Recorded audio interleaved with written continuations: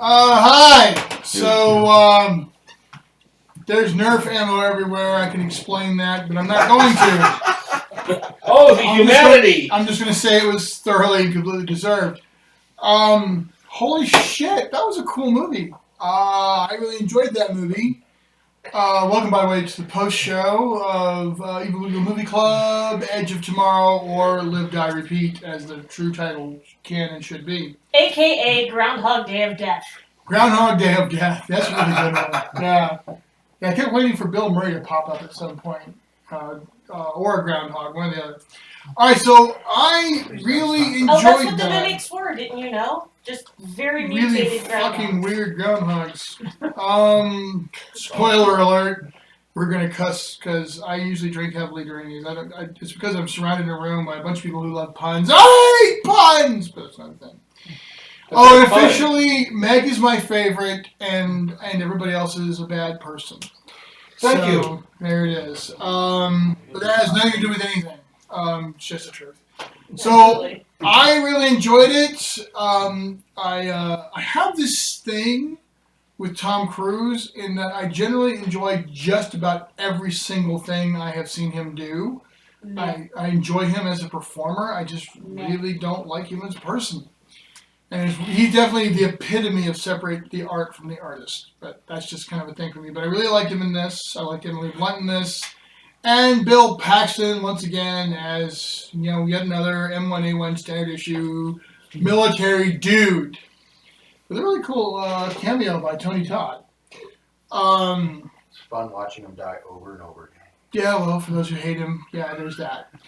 All right, Dave. Guess what? You just set yourself up. We're going to start with you in terms of what'd you think? Well, I very much enjoyed the movie. It's not just because Tom Cruise dies a lot. There's actually learning by the character, well, as there should be. But there was a lot of parallels to Groundhog Day, but as Carinn put it, Groundhog Day of Death.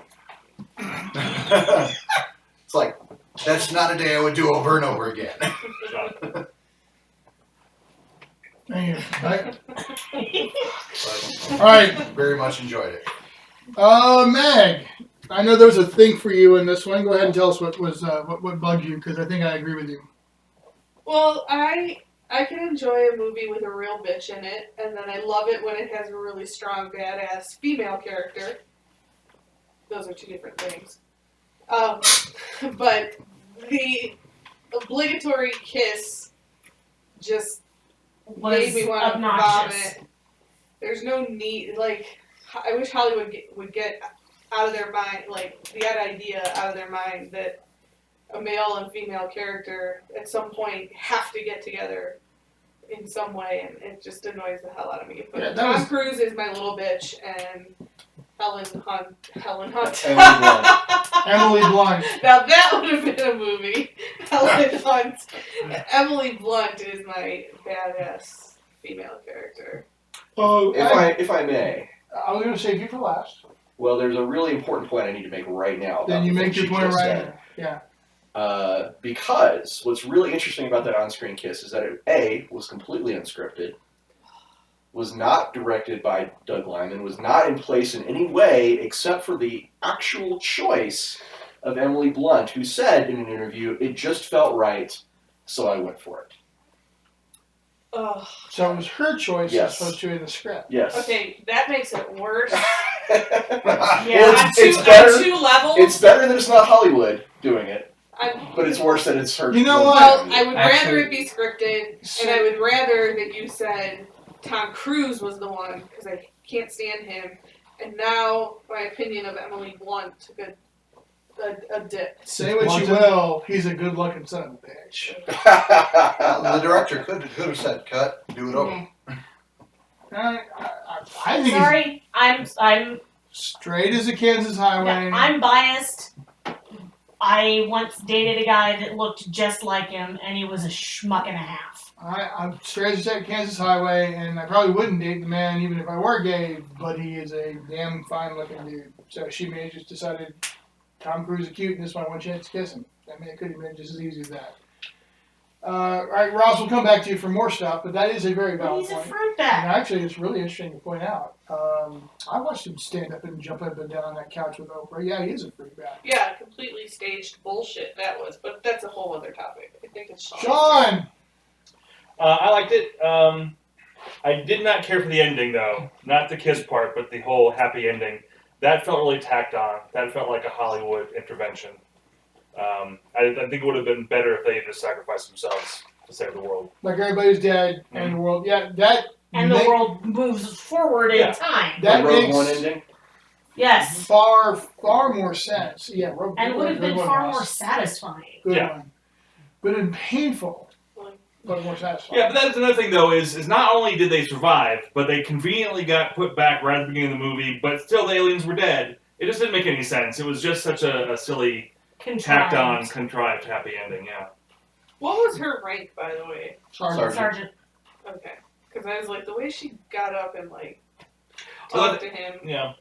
I have to say that you're right. It does feel contrived. Mhm. It kind of made you feel like, well, why did I just watch the movie? I just wasted it.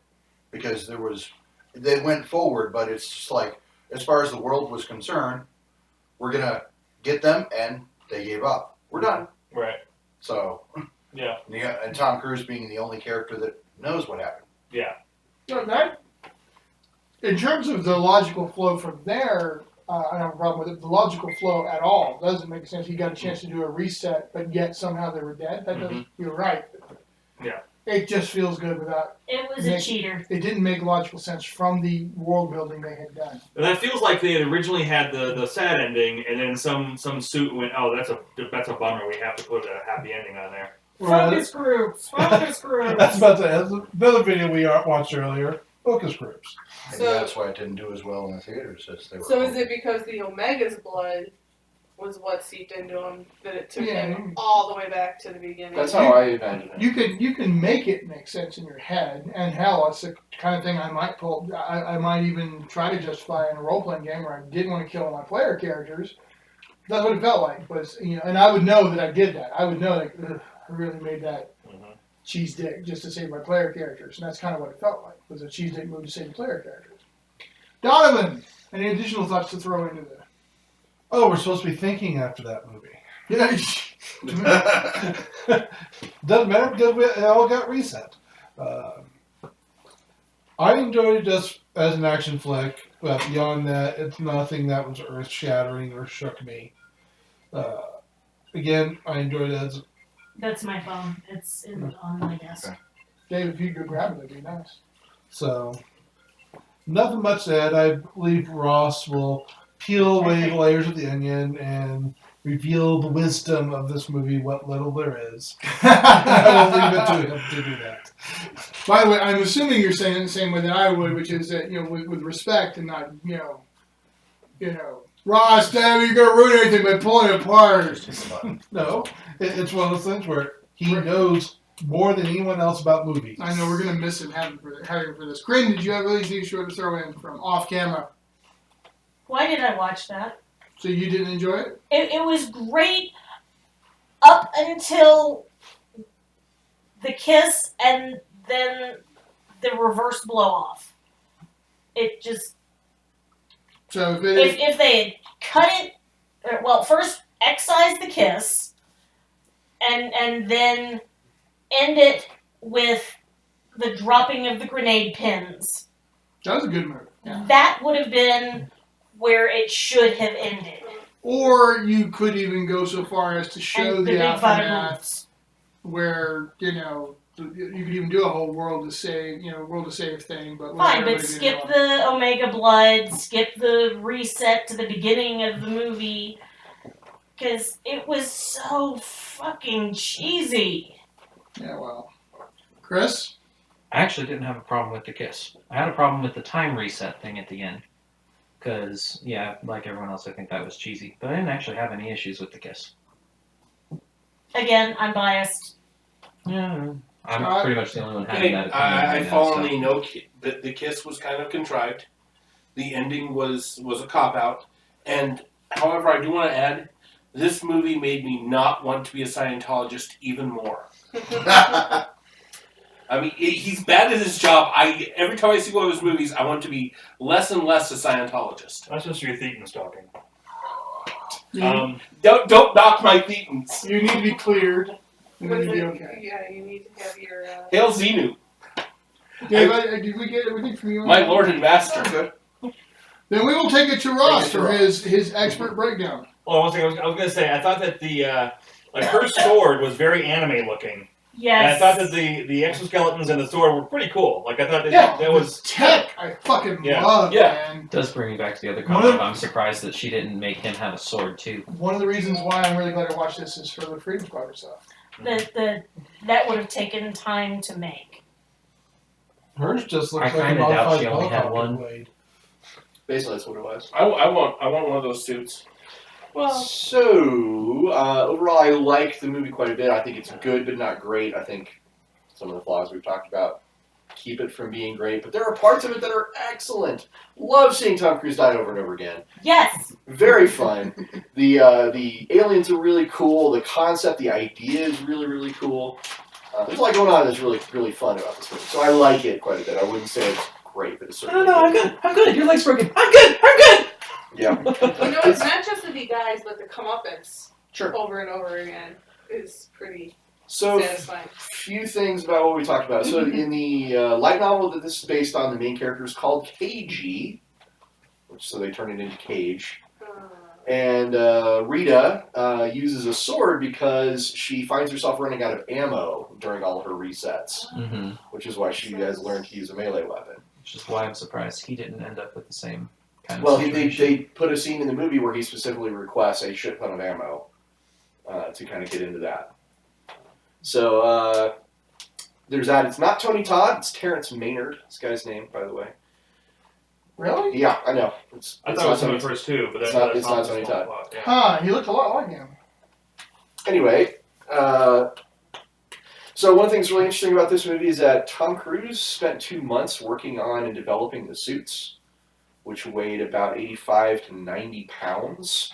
Wow. Yeah, the jackets. And with all the gear, with all the weapons and stuff, they weighed more than that. Weighed like 120, 150 pounds. Wow. Yeah, Emily Blunt was like, "You want me to do what?" In the scene where she's driving with the trailer, the very first take of that, she ran into a tree and damn near killed her and both Tom Cruise, and it ended with both of them just laughing their asses off because they lived. But they reset. No. that was during the actual shooting.